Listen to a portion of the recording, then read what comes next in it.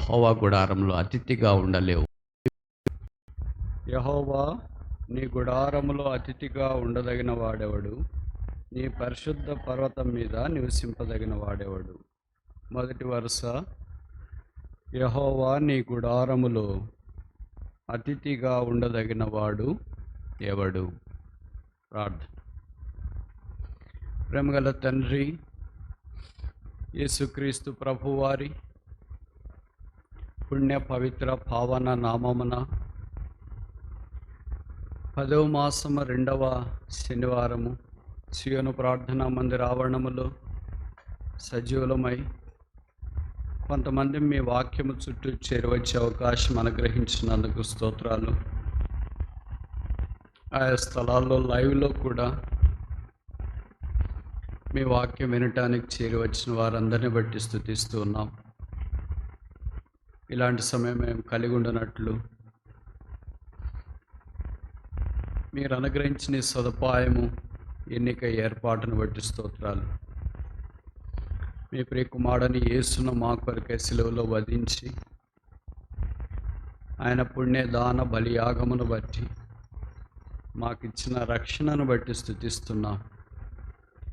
ఆ రక్షణలో ఎదిగి మీ సారూప్యంలోనికి మార్చబడినట్లు మాకిచ్చిన ఈ సంఘము, వాక్యము, సహవాసం, పరిశుద్ధాత్మ దేవుడు, ఇలాంటి ఆత్మ సంబంధమైన ఈవులన్నింటిని బట్టి స్తుతిస్తూ ఉన్నాం. మీ దాసుడు భక్సింగ్ గారు జతపని వారి యొక్క పరిచర్య ద్వారా మాకు అనుగ్రహించిన ఈ పరలోక దర్శనం కొరకై మీకు స్తోత్రాలు. ఈ దర్శనములో సాగిపోన ఇంతవరకు సహాయపడుతూ వచ్చినందుకు వందనములు చెల్లిస్తున్నాం.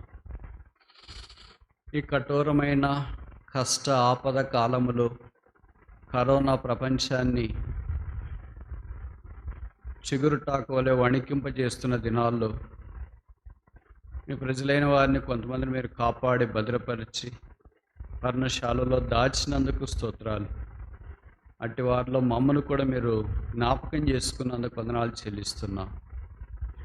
మా రాష్ట్రం, దేశం, ప్రపంచం నుండి ఆ కరోనా తెగులును దూరం చేయమని ప్రార్థిస్తున్నాం.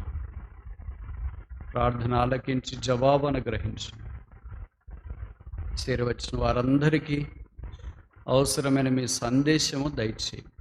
స్థానిక సంఘము, విశ్వాసులు, పరిచయస్తులను బట్టి స్తోత్రాలు. మీ దాసు జాషువా గారు కుటుంబము ఇలాగూ చేరి వచ్చిన మా అందరినీ మీరు కరుణించి సహాయం చేయమని ప్రార్థిస్తున్నాం. పాటల్లో మీరు చూపిన దయ కొరకే మీకు స్తోత్రాలు. మీ వాక్యము కూడా దయచి నన్ను మీ రక్తము చేత కడిగి పరిశుద్ధపరచు. కొన్ని మాటలు నా నోట ఉంచు. రక్షణ లేని వారికి రక్షణ, రక్షించబడిన వారికి ప్రోత్సాహం అనుగ్రహించు. చాలామంది యవనస్తులు పోటీ పరీక్షలు రాసినారు, మంచి పర్సంటేజీ లేదా ర్యాంకు క్వాలిఫై కావటానికి సహాయించి, నిరుద్యోగ సమస్య పీడిస్తుంది, కరుణించి మేలుచ్చి, వివాహాల కొరకు ఎదురు చూస్తున్న వారిని జ్ఞాపకం ఉంచుకొని, అనారోగ్యంతో బాధపడుతున్న వారు, చెప్పుకోలేని సమస్యలతో ఉన్న వారిని కరుణించు. మీరు చేసిన ప్రతి మేలు ఉపకారం కొరకే వందనములు చెల్లిస్తూ యేసు నామమున స్తుతించి ప్రార్థిస్తున్నాము తండ్రి, ఆమేన్.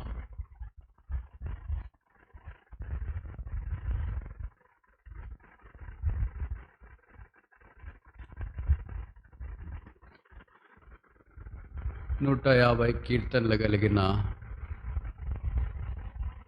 ఈ గ్రంథం విశ్వాసి యొక్క పరిపూర్ణ జీవితాన్ని అన్ని విభాగాలలో ప్రస్ఫుటంగా తెలియచేస్తుంది. ఒక్కొక్క కీర్తన ఒక్కొక్క ధ్యానాంశం. అది క్రియాపూర్వకమైన కీర్తన, ప్రాక్టికల్ సాంగ్, నాట్ థియరిటికల్. అందుకే సాధారణ కీర్తనల దగ్గరికి మనం వచ్చినప్పుడు మనకెంతో దగ్గరగా కనిపిస్తూ ఉంటుంది. వారి అనుభవం, వారి ఆత్మీయత, కొద్దిగా ఫ్యాన్ తగ్గించు.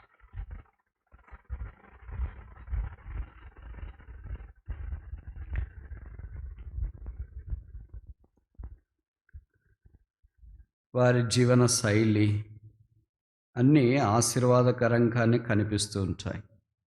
పరిశుద్ధాత్మ దేవుడు సహాయం చేసే కొలది ఈ దినము రేపు ఈ 15వ కీర్తన మొదటి వచనాన్ని గురించి కీర్తనల గ్రంథాన్ని ఆధారం చేసుకుని కొన్ని విషయాలు మనం పరిగెరుకోవటానికి ప్రయత్నం చేస్తాం. మనం ముందుకెళ్ళక మునుపు ఈ కీర్తన యొక్క సందర్భమేమో గమనించడానికి ప్రయత్నం చేస్తాం. ఈ కీర్తన మనం అర్థం చేసుకోవటానికి ఆరంభిస్తే 14, 16 కీర్తన కూడా మనకు కనిపిస్తూ ఉంటాయి. అంటే 15వ కీర్తన ఒకటి అలాగే తీసుకోలేము. అందుకే దానికి ముందు దాని తర్వాత ఉన్న కీర్తన కూడా మనకు అవసరాన్ని తెలియచేస్తున్నాయి. అందుకే 3 కీర్తనలు కలిసి కొన్ని సందర్భాల్లో చదువుకున్నప్పుడు మనిషిని యొక్క స్థితి స్థానము ఏంటో జ్ఞాపకం చేయబడుతుంది.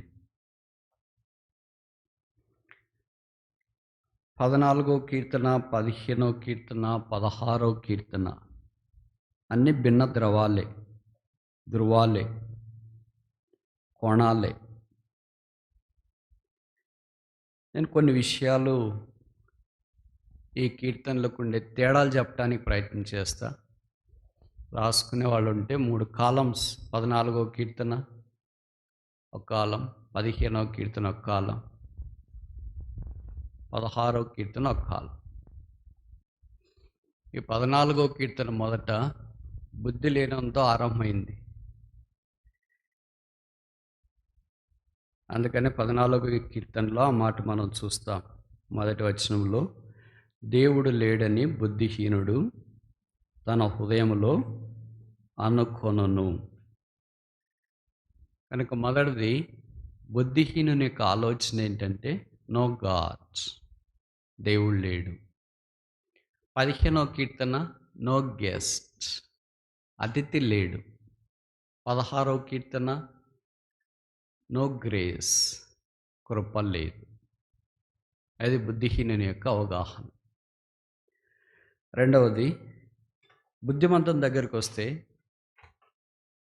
14వ కీర్తన క్రాస్, సిలువను జ్ఞాపకం చేస్తుంది.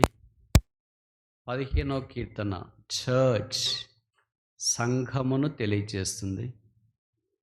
16వ కీర్తన క్రౌన్, కిరీటంని మన జ్ఞాపకం చేస్తుంది.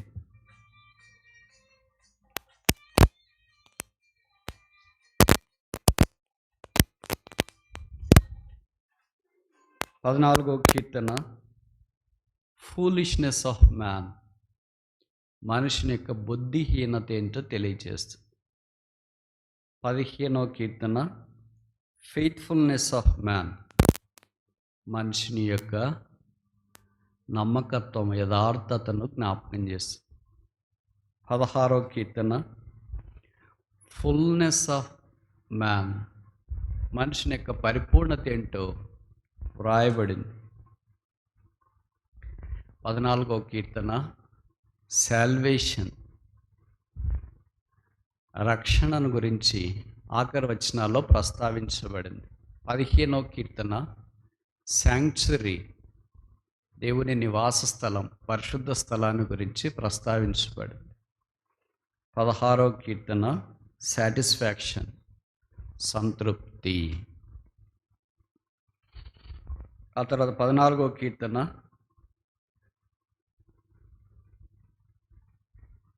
ప్లేస్ ఆఫ్ మ్యాన్, మనిషిని యొక్క స్థలం ఏంటో తెలియజేస్తుంది.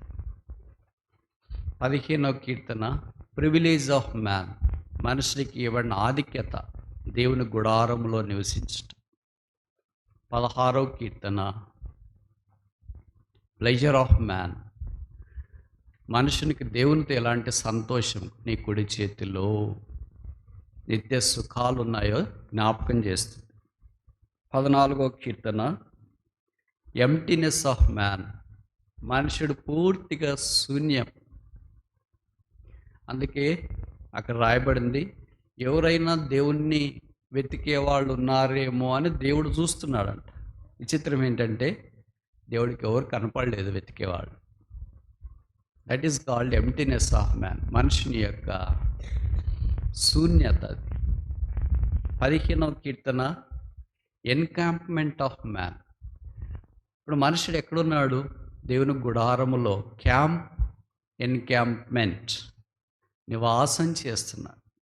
16వ కీర్తన, ఎంజాయ్మెంట్, దేవుని సన్నిధిలో సంపూర్ణ సంతోషము అనుభవిస్తూ ఉన్నాడు. 14వ కీర్తన, సీకింగ్ పర్సన్, దేవుని వెతికే వ్యక్తి మనకు కనిపిస్తున్నాడు. 15వ కీర్తన, స్టేబుల్ పర్సన్. అందుకే 15వ కీర్తన ఆఖరి వచనంలో చెప్పబడింది, అట్టివాడు ఎన్నడూ కదలక ఉండును. కనుక ఈ స్టేబుల్. 16వ కీర్తన, సాటిస్ఫైడ్ మ్యాన్, సంతృప్తి చెందిన మనుష్యుడు. దేవుడితోనే మనోహరమైన స్థలములలో ఆయన నాకు స్వాస్థ్యము ప్రాప్తింపచేశాను. కనుక అది మనుషుని యొక్క పరాకాష్ఠను మనకు జ్ఞాపకం చేస్తుంది. ఆ తర్వాత 14వ కీర్తన, గ్రేస్ ఆఫ్ గాడ్, దేవుని కృప. మనుషుడు దేవుడు లేడని అనుకున్నా, బుద్ధిహీనుడు దేవుడు లేడని తలంచినా ఆయన కృప వారిని విడిచిపెట్టలేదు. 15వ కీర్తన, ద గ్రేట్నెస్ ఆఫ్ గాడ్, దేవుని గొప్పతనం. దేవుడు లేడు అనుకున్న మనిషిని దేవుడి దగ్గరికి తీసుకుని వచ్చి నివాస స్థలముగా ఉంచుకోవటానికి ఇష్టపడ్డాడు. ఇప్పుడు 16వ కీర్తన, ద గ్లోరీ ఆఫ్ గాడ్, దేవుని మనోహర స్థలంలోనికి ఆయన మనల్ని తోడుకొని వచ్చినాడు. ఇలా 3 కీర్తనల గురించి చెప్తా ఉంటే, మీరు రాసుకుంటా ఉంటే, రాసుకోలేని వాళ్ళకి, వినలేని వాళ్ళకి విసుగొస్తుంది. ఈరోజు రేపు మీకు సాధారణంగా విసిగే రావచ్చు, ఎందుకంటే చెప్పేవన్నీ ఇలాగే ఉంటాయి. చేసే చిరు ప్రయత్నం ఏంటంటే వాక్యం మీద ఆసక్తి, రుచి కలిగించడానికి వరకు ఈ సదుపాయం. కనుక వాక్యం మీద రుచి, ఆసక్తి అందరికీ ఉండదు, ఎవరికో కొంతమందికి ఉంటుంది. అలాంటి కొంతమందికి భవిష్యత్తు ఉపయోగపడుతుందని నేను తలస్తున్నాను. ఇప్పుడు ఈ 3 కీర్తనలు సారమేమో మనకు కొంతైనా అర్థమైంది. స్నాప్షాట్ ఆఫ్ దీస్ 3 సాంగ్స్, ఈ 3 కీర్తనల గురించిన క్లుప్త సందేశం ఇప్పుడు దాకా మనం చూసినాం. ఇప్పుడు 15వ కీర్తన దగ్గరికి వచ్చేటప్పటికి ఇది ఒక అసమానమైన కీర్తన, యూనిక్ సాంగ్. ఏ కీర్తనకి అదే. అయితే భావ సారూప్యత ఈ కీర్తనలకు ఉంది. అంటే నేను చెప్పే మాటలు మీకు కొద్దిగా వేరుగా కనిపిస్తాయేమో. భావ సారూప్యత అంటే 2 సమానంగానే కనిపిస్తాయి, కానీ తేడా ఉంటుంది. కౌలు పిల్లల మాదిరి, ఇద్దరు అమ్మాయిలు చూస్తే కౌలు పిల్లలు ఒక్కటే రకంగా ఉంటారు. తేడా ఏమో వాళ్ళ ఇంటి వాళ్ళకి మాత్రమే తెలుస్తుంది, బయట వాళ్ళకి తెలియదు. అలాగే అబ్బాయిలు చూసినా కౌలు పిల్లలు ఇద్దరు ఒకటే రకంగా ఉంటారు. తేడా వాళ్ళకే తెలుస్తుంది, వాళ్ళ ఇంట్లో వాళ్ళకి తెలుస్తుంది, బయట వాళ్ళకి తెలియదు. కీర్తనలు కూడా 2 ఒకేలాగా మనకు కనిపిస్తుంటాయి. దాన్నే భావ సారూప్యత అంటాం. అంటే భావంలో సారూప్యత ఉంటుంది, కానీ వచనాలు మిగతా సంబంధితమైన సంకలనములో తేడా మనం చూస్తాం. ఇలాంటి కీర్తనలు చాలా ఉన్నాయి. మీరు అనుమతిస్తే కొన్ని ఉదాహరణలు చెప్పడానికి ప్రయత్నం చేస్తా. ఉదాహరణకి 32వ కీర్తన, తన పాపం నిమిత్తం ప్రాయశ్చిత్తము నొందినవాడు ధన్యుడు, ఆత్మలో కపటం లేనివాడు ధన్యుడు. దానికి భావసారూప్యత కలిగిన కీర్తన 51. అలాగే ఇక్కడ మనం వచ్చినప్పుడు 14వ కీర్తన, దేవుడు లేడని బుద్ధిహీనుడు తన హృదయంలో అనుకుంటాడంటారే, ఇది ఒకటే ఉండదు. దీనికి కూడా భావసారూప్యత కలిగిన కీర్తన వ్రాయబడుతూ వచ్చిందన్న సంగతి నాకంటే మీకు వాక్యం తెలిసిన వాళ్ళకి బాగా పరిచయం అని నేను అనుకుంటా. 53వ కీర్తన దాదాపు ఇదే మాటలే జ్ఞాపకం చేస్తుంటా. కనుక 14వ కీర్తనకి భావ సారూప్యత కలిగిన కీర్తన అంటే mirror image, overlapping, xerox copy 53వ కీర్తన. 15వ కీర్తనకు 24వ కీర్తన. 16వ కీర్తనకు 56వ కీర్తన. 90వ కీర్తనకు 39వ కీర్తన. 30వ కీర్తనకు 58వ కీర్తన. ఇలా ప్రతి కీర్తనలకి ఉంటుంది. ఇవన్నీ సాధారణంగా చాలామందికి ఇష్టం ఉండదు. వాక్యం అంటే ఇష్టం ఉన్న వాళ్ళకి మాత్రమే బహుశా ఒక్క చిన్న పాయింట్, గంటలో ఒక్క పాయింట్ దొరికితే చాలా అని ఎదురు చూస్తుంటాను. నేను కూడా చదువుకునే దినాల్లో గంట సేపు వాక్యం చెప్తే ఒకే ఒక పాయింట్, ఒక మాట, ఒక పదం, అలాగే దేవుడు ఎంతో అద్భుతాలు చేసిన కుటుంబ ప్రార్థనలో కూడా ఏదో ఒకే ఒక పదం వస్తుంది. దాని ద్వారా దేవుడు కొంత వాక్యం గ్రహించే అవకాశం ఇస్తాడు. అలా దొరికే వాళ్ళకి ముత్యాలు, కర్నూలు జిల్లా ప్రాంతంలో తుగ్గిలి, పగడిరాయి దగ్గర దొరికే వజ్రాలు ఇన్ని బయట రాళ్ళు గ్రనైట్ మాదిరి, స్లాబుల మాదిరి, మార్బుల్ మాదిరి దొరకవు. ఎక్కడ దొరుకుతాయి? చిన్న చిన్నగా. అలాగే దేవుని వాక్యము ముత్యాలు, పగడాలు, వెండి, బంగారం. కనుక మనం ఏరుకోవటానికి ప్రయత్నం చేస్తూ ఉండాలి. ఇప్పుడు 15వ కీర్తన 24వ కీర్తన సందర్భం ఒక్కటే. ఏంటి ఆ సందర్భం అంటే, బైబిల్ పండితుల అభిప్రాయ ప్రకారం బహుశా దావీదు రాజు అయిన తర్వాత ఒబెదెదోము ఇంటిలో దేవుని మందస్సము 3 నెలలు ఉన్న తర్వాత ఆశీర్వదించినాడని తెలిస్తే దాన్ని తిరిగి యెరూషలేములోనికి తీసుకొని వచ్చి దాని కొరకు ఒక గుడారాన్ని వేసినాడు. అదే దినవృత్తాంతాల మొదటి గ్రంథం 13వ అధ్యాయంలో మొదటిసారి తెచ్చింది, 15వ అధ్యాయంలో రెండవసారి తెచ్చింది, ప్రస్తావించబడింది. బహుశా దేవుని మందిరం ఆ గుడారంలోనికి వచ్చిన తర్వాత, దేవుని మందసం ఆ గుడారంలోనికి వచ్చిన తర్వాత ఆ సంతోషాన్ని 15వ కీర్తన 24వ కీర్తన రూపంలో వెల్లడి చేసిండొచ్చు. అందుకే 24వ కీర్తన, యుద్ధశూరుడైన యెహోవా యెరూషలేము గుమ్మములారా మీ తలలు పైకెత్తుకునడి, మహిమగల రాజు వస్తున్నాడు. ఆ దినాల్లో పాత నిబంధనలో మందసం అంటే దేవుని సన్నిధి. దేవుని సన్నిధి అంటే దేవుడే. కనుక దేవుడు వస్తున్నాడు కనుక మీ తలలు పైకి ఎత్తుకోనండి, మీరు సంతోషంగా ఉండండి, ఆయన యుద్ధశూరుడు, మహిమగల రాజు అని దేవుని గురించి పొగిడి పాడినట్లు 24వ కీర్తనలో చూస్తాం. బహుశా అదే సందర్భమే 15వ కీర్తనకు కూడా ఉండిండవచ్చని బైబిల్ పండితుల అభిప్రాయం. ఇప్పుడు ఈ 15వ కీర్తన చాలా అసమానమైనదని తెలియచేయటానికి ఒక 5 విషయాలు చెప్పడానికి ప్రయత్నం చేస్తాం. మొదటిది, this is the only psalm that starts with one of the grandest questions of the psalm. బైబిల్లో చాలా ప్రశ్నలు ఉన్నాయి, ఆ తర్వాత చెప్తా. అలాంటి ప్రశ్నల్లో ఒక గొప్ప ప్రశ్న ఏంటంటే 15:1, యెహోవా నీ గుడారంలో అతిథిగా నుండదగిన వాడు ఎవడు? ఈ కీర్తనలో కొన్ని ప్రశ్నలతో ఆరంభమైనాయి, కానీ ఇలాంటి గొప్ప ప్రశ్నతో ఆరంభమైంది బహుశా కీర్తన ఒకటే అనుకుంటా.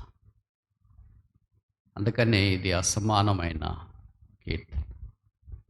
రెండవది, this is the first psalm of righteousness of God. దేవుని యొక్క నీతిని గురించి మనకు తెలియచేసే మొట్టమొదటి కీర్తన బహుశా ఇదై ఉండవచ్చు. మూడవది, బైబిల్లో ప్రశ్నలు ఉంటాయి, జవాబులు ఒక దగ్గర ఉంటాయి, ప్రశ్న ఒక దగ్గర ఉంటుంది. కొన్నిసార్లు ఎత్తుక్కోవాల్సి వస్తుంది. చాలా అరుదుగా ప్రశ్న జవాబు ఒకే దగ్గర కనిపిస్తాయి. ఉదాహరణకి ఆదికాండం 22వ అధ్యాయంలో ఇస్సాకు అబ్రహాం మోరియా పర్వతం ఎక్కుతుంటే తండ్రి దహన బలికి గొర్రెపిల్లి ఏది అని అడిగాడు. దానికి జవాబు ఏం చెప్తారంటే, యోహాను సువార్త 1వ అధ్యాయంలో ఇదిగో లోక పాపములను మోసుకొని పోవు దేవుని గొర్రెపిల్ల.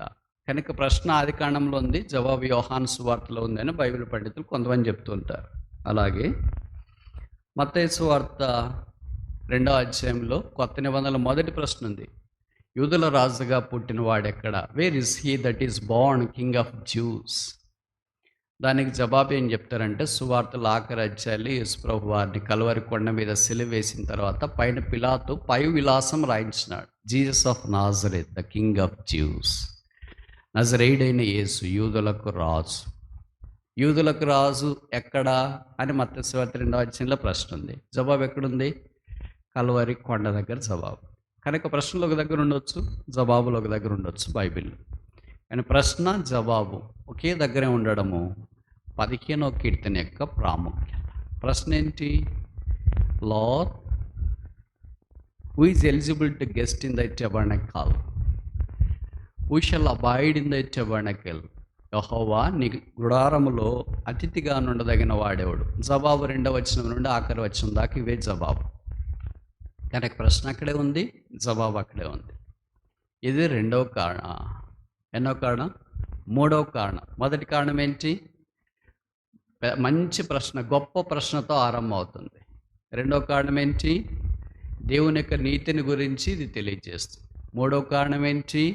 ప్రశ్న జవాబు ఒకే దగ్గర ఈ కీర్తనలో మనకు కనిపిస్తుంది. 4వ కారణం ఏంటి? This is the greatest privilege of a guest. ఒక అతిథి ఎలాంటి వాడు, ఆయన ఆధిక్యత ఏంటి అనేది ఈ కీర్తనలోనే మనకు కనిపిస్తుంది. అతిథి అంటే గెస్ట్. గెస్ట్ అంటే చాలా గొప్ప మాట. దీని గురించి మనం తర్వాత ఆలోచించడానికి ఆరంభిస్తాం. అదే సమయంలో ఈ కీర్తన ప్రశ్నతో ఆరంభించబడింది, జవాబుతో ముగించబడుతుంది. ఏంటి ఆ జవాబు అంటే, ఇలాగు చేయవాడు మరెన్నడూ కదిలించబడాడు. కనుక దేవుడు మనల్ని కదలుకోకుండా అలాగే ఉంచాలని ఆయన యొక్క ఉద్దేశం. ఈ కీర్తన ప్రత్యక్ష గుడారాన్ని లేదా మందసాన్ని యెరూషలేములోనికి తీసుకుని వచ్చేటప్పుడు బహుశా రాసి ఉండవచ్చు.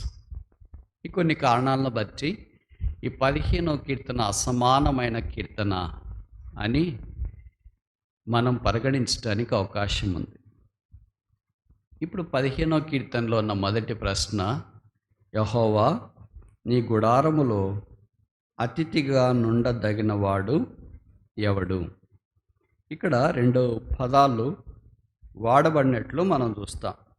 మొదటి ప్రశ్నలో ఏముందంటే నీ గుడారము. 2వ ప్రశ్నలో ఏముందంటే నీ పరిశుద్ధ పర్వతం. ఈ 2 ఒకటేనా? ఈ 2 వేరా?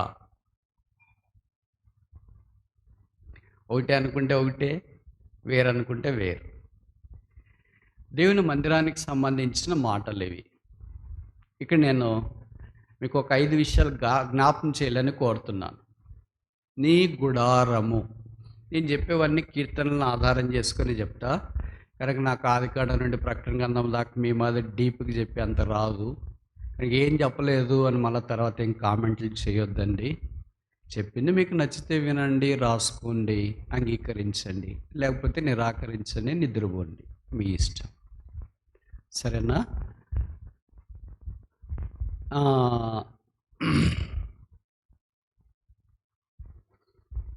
దేవునికి సంబంధించినవే అన్నీ మనకు పరిచయం కీర్తనలో.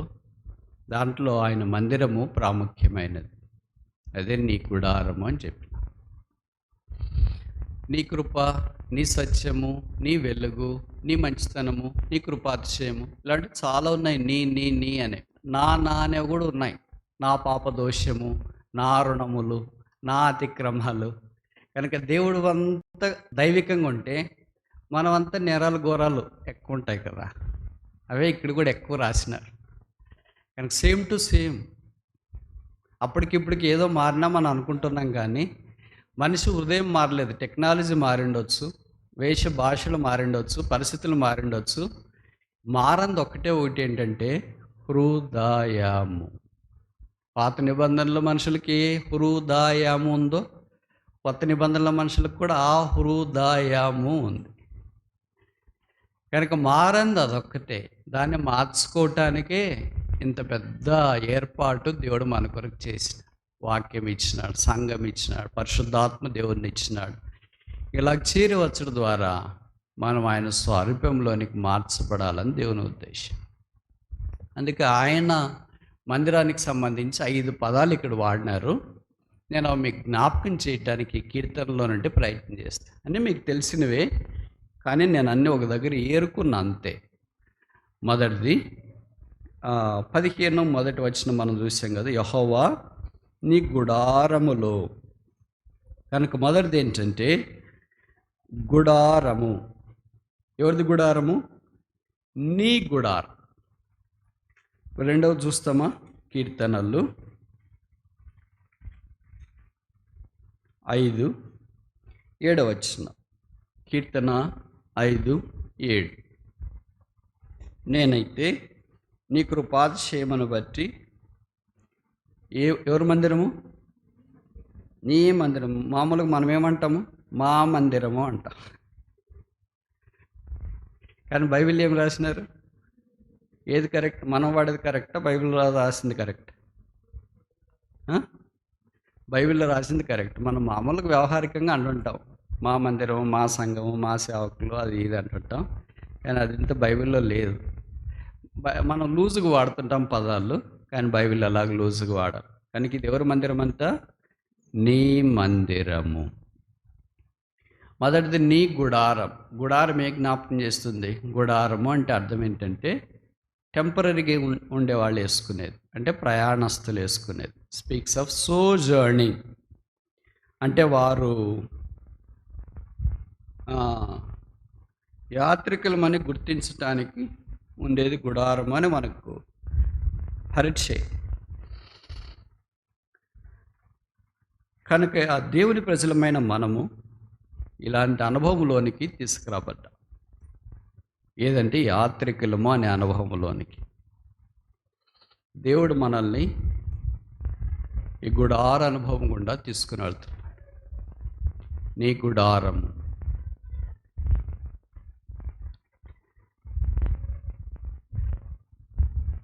మనుషుని యొక్క జీవితమే గుడారానికి కొత్త నిబంధనలో పోల్చబడింది.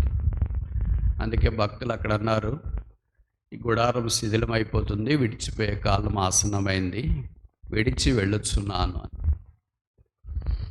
కనుక ఈ శరీరం అనే గుడారాన్ని మనం మోసుకొని యాత్ర కొనసాగిస్తున్నాం.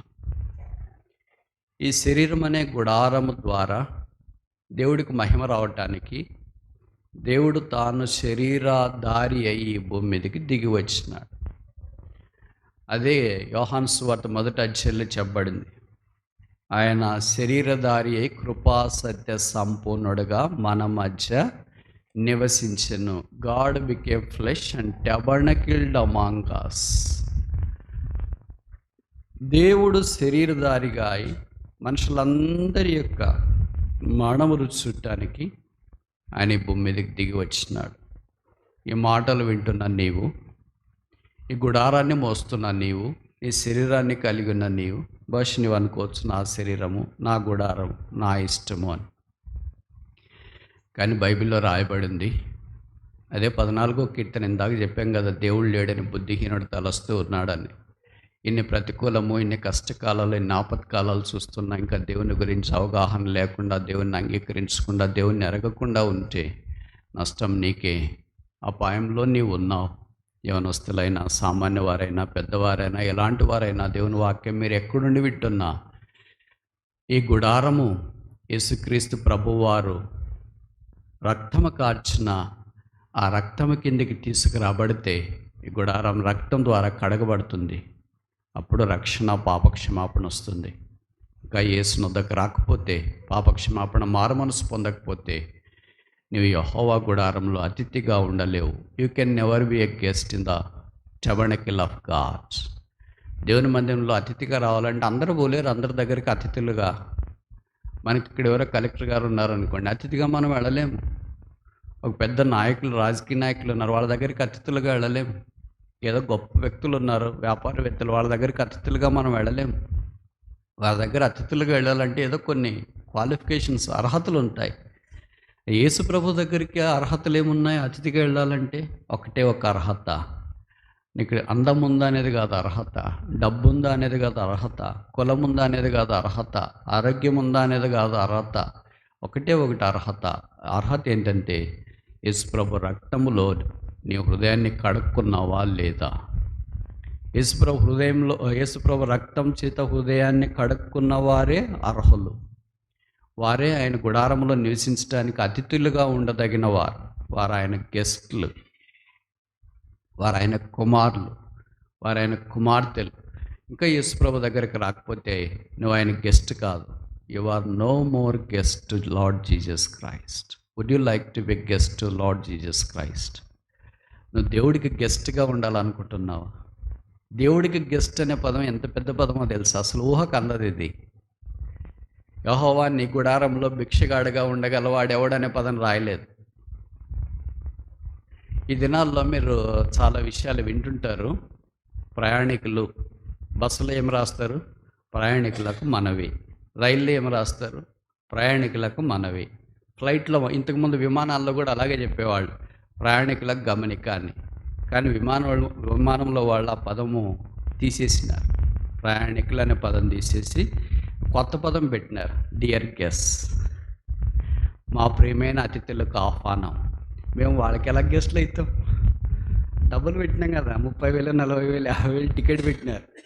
సో వాళ్ళు ఎలా ట్రీట్ చేస్తున్నారంటే వీళ్ళని ప్రయాణికులుగా ట్రీట్ చేయట్లేదు. ఎలా ట్రీట్ చేస్తున్నారు? అతిథులుగా ట్రీట్ చేస్తున్నారు. ఒక చూడండి, విమాన సంస్థ ప్రయాణికులను అతిథులుగా పరిగణిస్తూ ఉంటే, దేవాతి దేవుడు పాపులమైన మనల్ని అతిథిగా పరిగణించడానికి ఏమైనా మనలో ఉందా? ఏ మంచి అయినా ఉందా? అసలు మన గెస్టులను మన ఇంట్లోనే అనరు, మన చుట్టుపక్కలే అనరు, ఎక్కడ అనరు. కొంతమంది చాలా బాగా చూసుకుంటారు వీళ్ళు గెస్టులని అనుకుంటామేమో. అలాగే ఎవరు లోకంలో మనల్ని పట్టించుకోకపోవచ్చు, కానీ ఆకాశ మహాకాశాలు పట్టచాలని దేవుడు మనుషుని జ్ఞాపకం చేసుకోవటానికి, మనుషుడు ఏ పాటివాడు ఇలాంటి మనిషిని జ్ఞాపకం చేసుకొని దేవుడు ఆ మనిషిని భిక్షగానిగా చేయలేదు, దరిద్రుడిగా చేయలేదు, చేతగానిగా బలహీనులుగా చేయలేదు. ఎలాగ చేశాడంటే guest. Do you know who you are? నువ్వెవరో తెలుసా? నువ్వెవరో అంటే నీ పేరు చెప్తావు. నా పేరు ఏదో ఒక పేర్లు ఉన్నాయనుకో, షారానో, అబ్రహామనో, ఇస్సాకనో, రిబ్కానో, బోయజ్ అనో, రూత్ అనో, ఏదో ఒక పేరు నువ్వు చెప్తావు. కానీ బైబిల్ ఏం చెప్తుందంటే you are guest of God. దేవుడికి నువ్వు అతిథి. మీకు కొన్ని 5 శ్లోకాలు ఉన్నాయి తెలుసు కదా. అంటే మామూలుగా మనం జనరల్గా చెప్పే సామెతలు పాఠశాలలో. మొదటిది మాతృదేవో భవ, అంటే తల్లి దేవతతో సమానము లేదా దేవుడితో సమానం. రెండవది పితృదేవో భవ, అంటే తండ్రి దేవుడితో సమానం. మొదట తల్లిని పెట్టినారు వాళ్ళు, తర్వాత రెండవది తండ్రికి వచ్చింది, మూడవది తెలీదా? గురుదేవో భవ, అంటే పాఠం చెప్పే వ్యక్తులు, టీచర్లు ఎవరైనా ఉంటారు కదా స్కూల్లో, రెగ్యులర్గా వెళ్ళి పాటలు చెప్పేవాళ్ళు. వాళ్ళు ఎవరు? గురువులు అంట. వాళ్ళ దేవతలతో సమానం లేదా దేవుడితో సమానం. మొదట మాతృదేవోభవ, పితృదేవోభవ, గురుదేవోభవ, ఇంకా ఆచార్య దేవోభవ. Very good. ఐదవది ఆఖరిది అతిథి దేవోభవ. ఇది భారతదేశ సాంప్రదాయం. ఎక్కడైనా పెద్ద స్టార్ హోటల్స్లో ఈ పదం రాసింటారు, అతిథి దేవోభవ.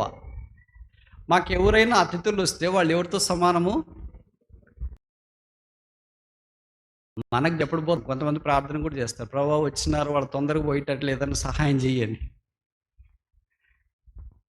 క్రైస్తవేతరులకి, హిందువులకి అతిథి అంటే చాలా గౌరవం. వాళ్ళకి ఎప్పటిలాగా వచ్చినారో మా ఇంటికి అతిథులు అని వాళ్ళ పిల్లలు కూడా సంబరపడిపోతుంటారు. ఎందుకంటే వాళ్ళ ఇంట్లోకి ఎవరు అతిథులు వచ్చేవాళ్ళు ఉండరు. ఇక మేము పాశ్చాత్య దేశాలకు ఎక్కడైనా వెళితే, అమెరికా కానీ ఆ దేశాలకు వెళితే తల్లిదండ్రుల కంటే పిల్లలకి ఎక్కువ సంబరం అంట. వాళ్ళ తల్లిదండ్రులు చెప్తుంటారు, బ్రదర్ వెళ్ళొద్దు బ్రదర్, మా పిల్లలు ఏడుస్తారు మీరు వెళితే అని. అరే నాకు పిల్లలకి ఏం అటాచ్మెంట్ ఏడుస్తారంటే ఎవరు గెస్టులు రారు కదా మాకు.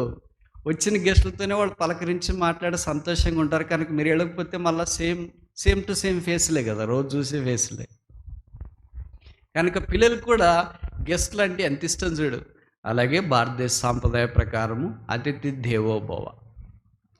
ఇప్పుడు మనం దేవుడికి ఎలాంటి వాళ్ళం అంటే అతిథులం. యెహోవా నీ గుడారములో అతిథిగా ఉండదగిన వాడేవాడు. మామూలుగా మనమేమనుకుంటాం, పరలోక రాజ్యంలోకి వెళ్తే చాలే, ఎక్కడో గేటు దగ్గర ఉంటే, ఏదో చిన్న పని చేస్తే చాలులే, ఓ వాచ్మెన్గా ఉంటే చాలులే, ద్వారపాలకుడికి ఉంటే చాలులే, ఇలాగ మనం సెల్ఫ్ సాటిస్ఫాక్షన్ అంటాం, దీన్ని సెల్ఫ్ గ్రాటిఫికేషన్ అని కూడా అనుకుంటాం, మనకు మనమే అనుకుంటాం చాలులే అని. కానీ దేవుడు ఏం చెప్తున్నాడంటే, యు ఆర్ మై గెస్, మీరు నాకు అతిథులు. మనము దేవుడికి అతిథులా? అసలు జీర్ణించుకోవటానికి కుదరట్లేదు. మీకు కుదురుతుందేమో, జీర్ణం అవుతుందేమో, కానీ నాకేం జీర్ణం కావట్లేదు. నాలాంటి పాప ఏంటి పరిశుద్ధుడైన దేవుడికి అతిథి ఏంటి? నాలాంటి దుర్నీతిమంతుడు ఏంటి నీతిమంతుడైన దేవునికి అతిథి ఏంటి? నాలాంటి పడిపోయేవాడేంటి ఎన్నడూ పడిపోనే దేవుడికి అతిథి ఏంటి? నాలాంటి భూమి మీద ఉన్నవాడేంటి పరలోకంలోని దేవుడికి అతిథి ఏంటి?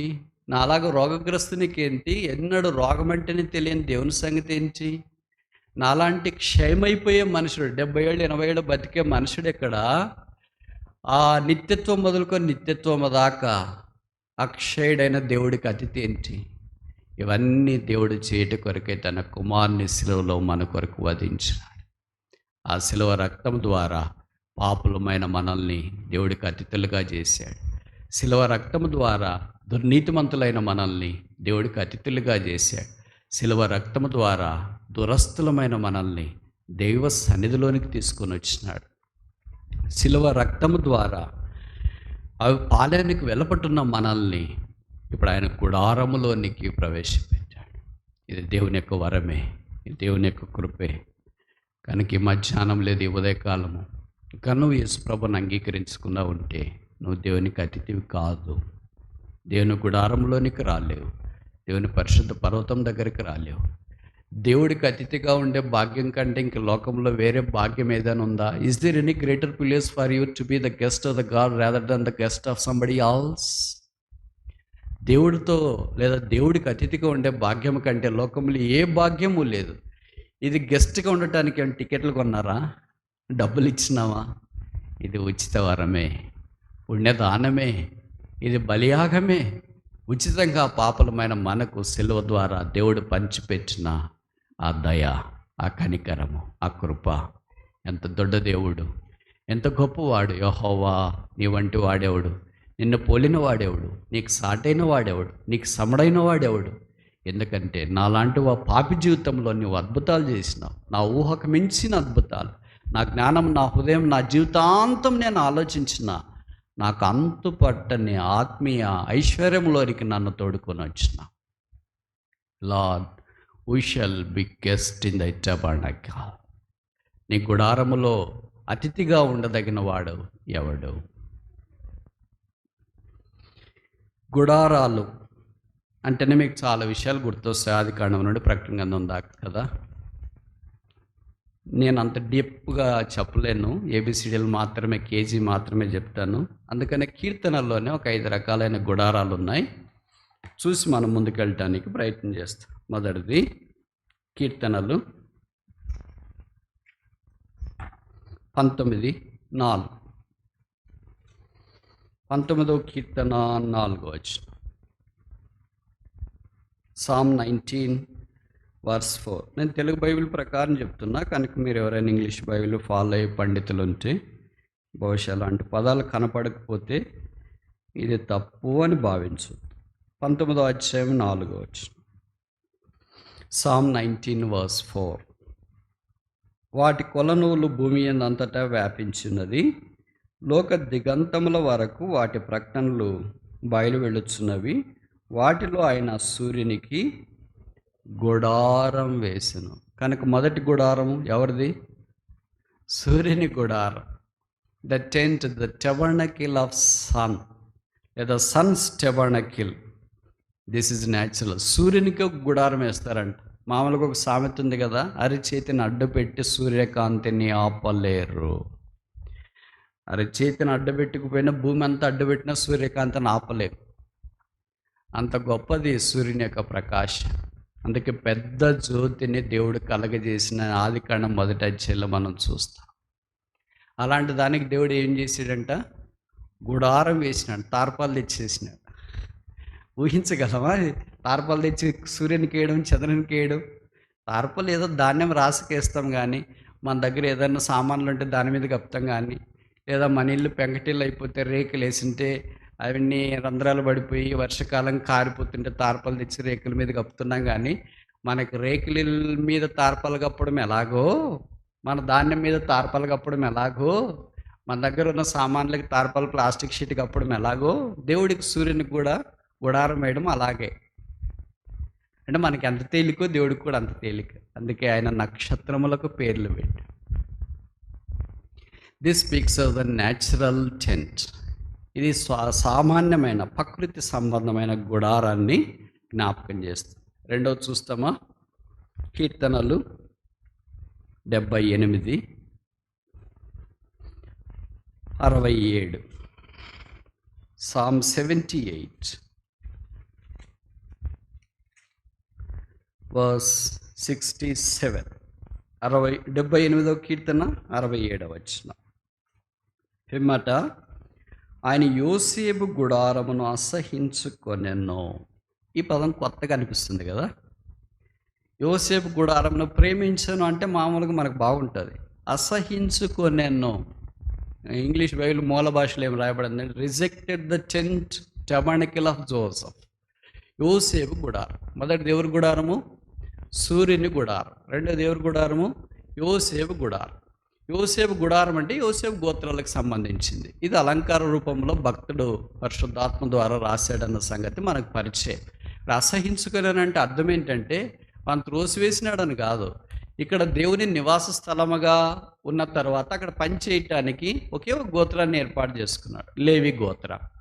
లేదా దేవుని ప్రజలను పాలించడానికి ఒక గోత్రాన్ని ఏర్పాటు చేసుకున్నాడు. ఆ గోత్రమే యూదా గోత్రం. కానీ యూదా గోత్రికులు ఆరాధన చేస్తున్నారు, దేవుని ప్రజలను పరిపాలించే భాగ్యంలోనికి వచ్చినారు. లేవి గోత్రికులు దేవుని యొక్క మందిరావరణంలో సేవ చేసే భాగ్యంలోనికి వాళ్ళు తీసుకురాబడ్డారు. కనుక ఈ రెండు గోత్రాలకు ప్రాముఖ్యత వచ్చింది. ఈ రెండు గోత్రాల విషయమై దేవుడు అనేక సందర్భాలు ప్రస్తావించినాడు. మిగతా గోత్రాలకు సంబంధించిన ప్రస్తావన, వాళ్ళు చేయాల్సిన పనిని గురించి అంత ఎక్కువగా ఆయన మందిరావరణంలో విశదీకరించలేదు.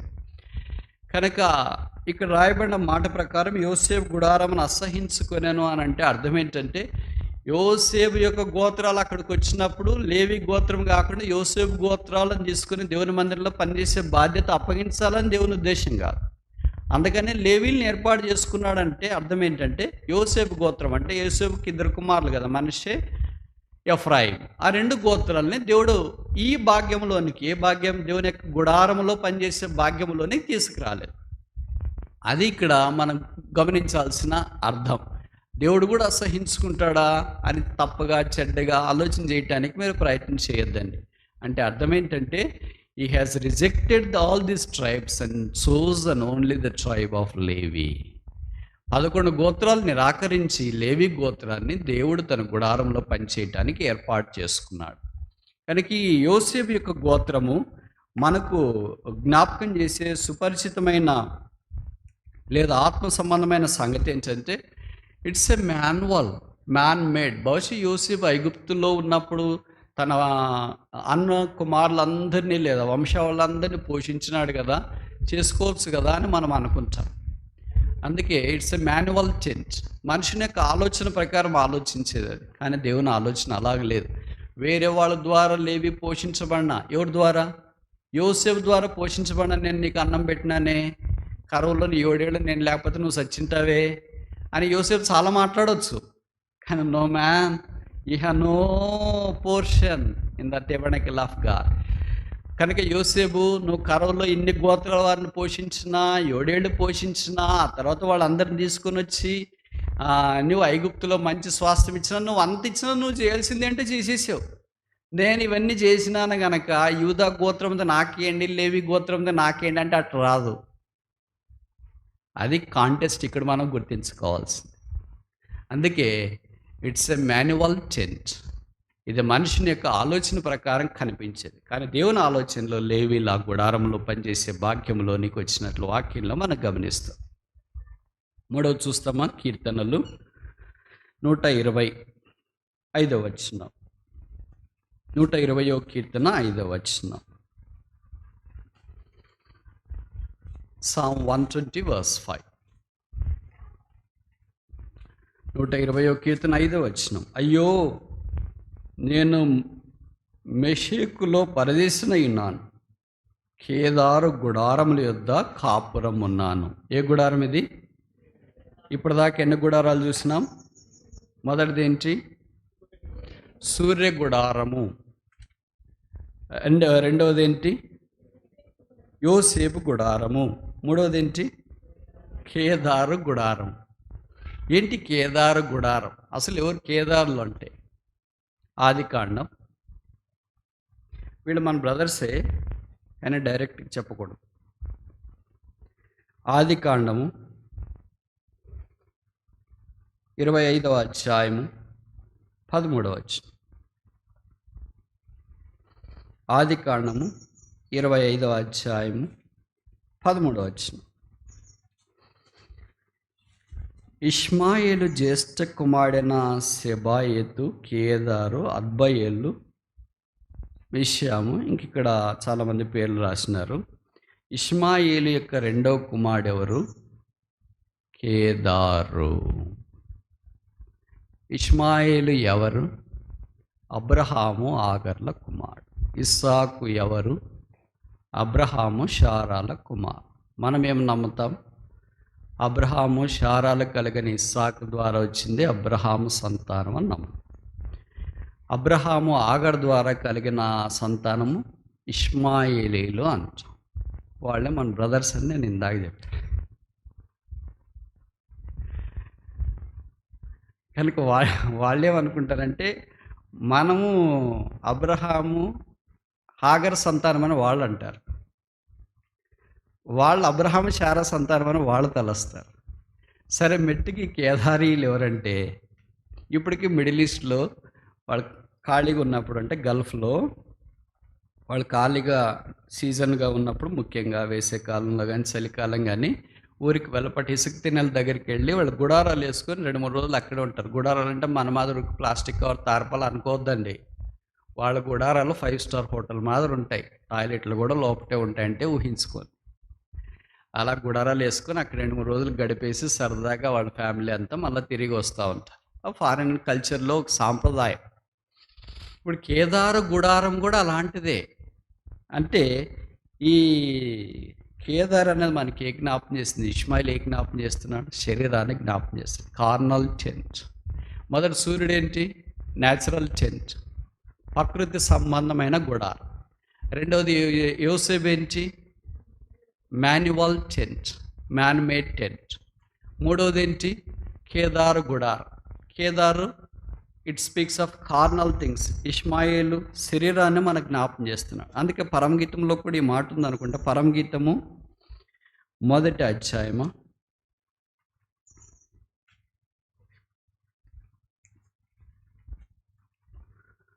2వ వచనం. పరమగీతము 1వ అధ్యాయం. Song of Solomon chapter 1 verse 5. యెరూషలేము కుమార్తెలారా, నేను నల్లందాననైనను సౌందర్యవంతురాలను. కేదారు వారి గుడారముల వలెను, సొలొమోను నగర తెరల వలెను నేను సౌందర్యవంతురాలు. కానీ కేదారు గుడారం ఎలాగంటే సౌందర్యకరంగా మనకు కనిపిస్తుంది. లోకం అంతా సౌందర్యంగానే కనిపిస్తుంది. ఏదైనా లోకంలో అంటే పాపము ఆకర్షణ లేకుండా కనిపిస్తుందా? కలర్ఫుల్గా కనిపిస్తుంది. ఇంద్రధనస్సు వలె కనిపిస్తుంది. అందుకనే కదా పాపానికి ఎక్కువ ఆకర్షణ ఉండేది పరిశుద్ధత కంటే. లోకానికి ఎక్కువ ఆకర్షణ ఉండేది దేవుని కంటే. సాతానికి ఎక్కువ ఆకర్షణ ఉండేది దైవత్వం కంటే. చాలా ఆకర్షణీయంగా కనిపిస్తుంది. ఇది 3వ గుడారం. ఇప్పుడు 4వది చూస్తామా? 132వ కీర్తన.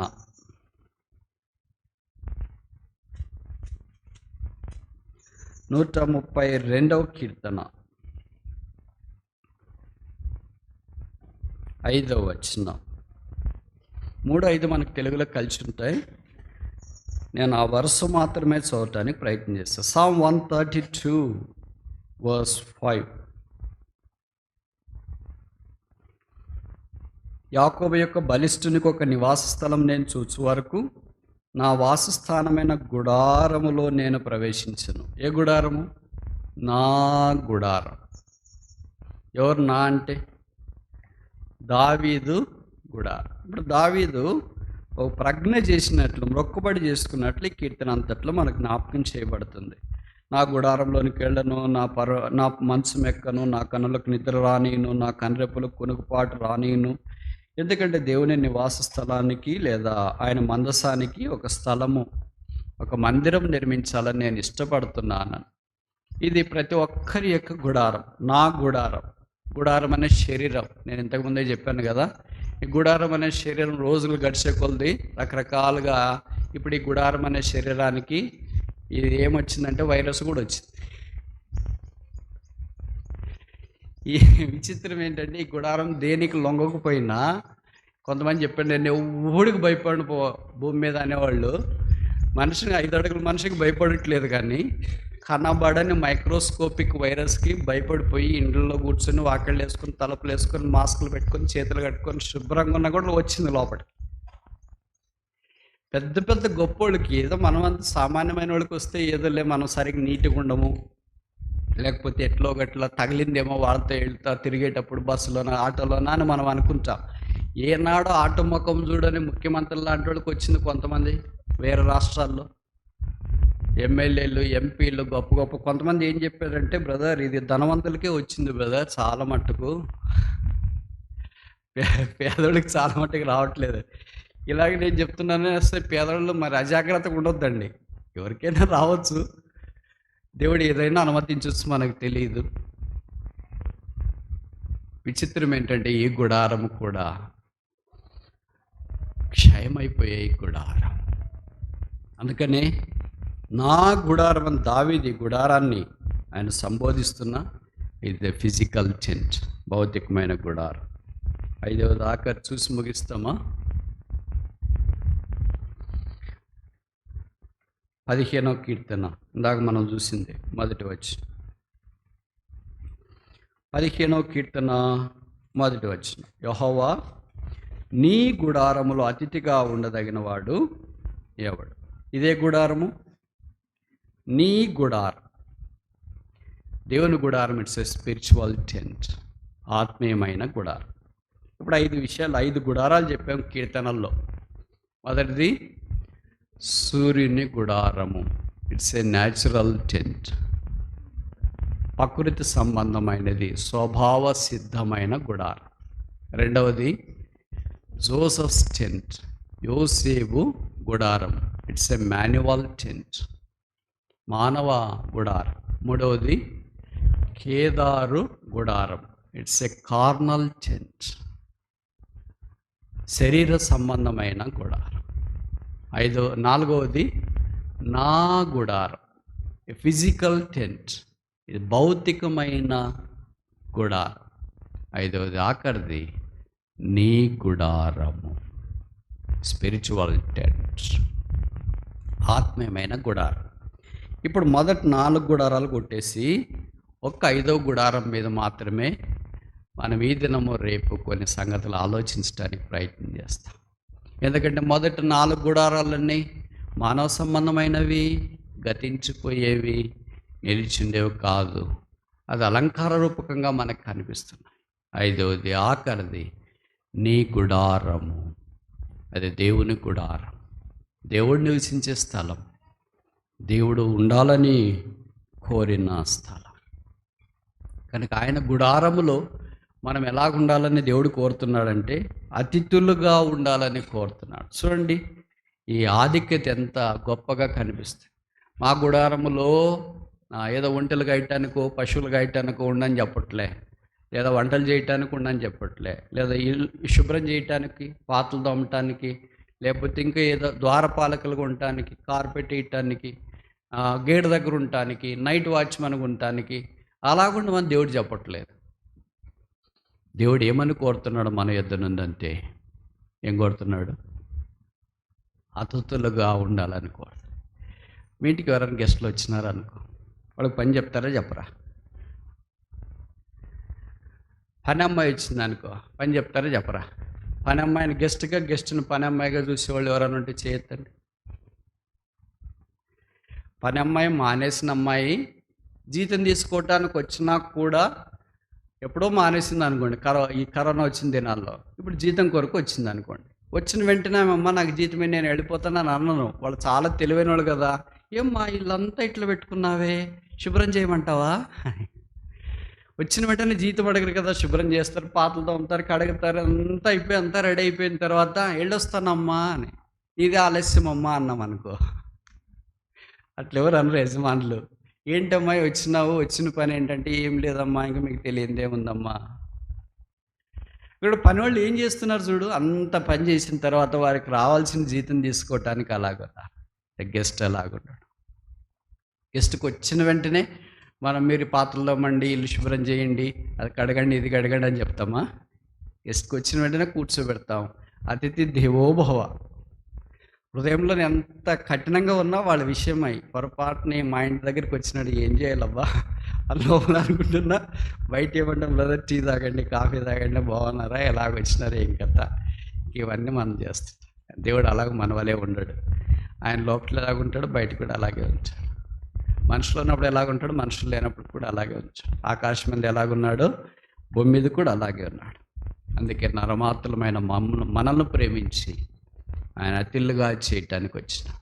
చూడండి, కీర్తనలో ఒక మాట రాయబడిందా, చూసి ముగిస్తామా? కీర్తన